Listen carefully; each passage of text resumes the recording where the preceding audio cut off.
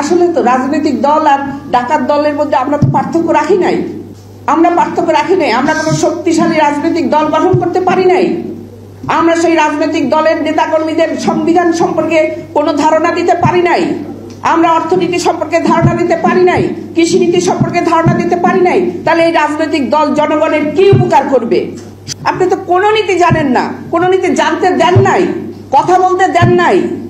রাজনৈতিক দল ইয়েস স্যারে আক্রান্ত, প্রশাসনে যাবেন ইয়েস স্যারে আক্রান্ত, সংসদে যাবেন ইয়েস স্যারে আক্রান্ত। সংসদে কিভাবে ইয়েস স্যারে আক্রান্ত?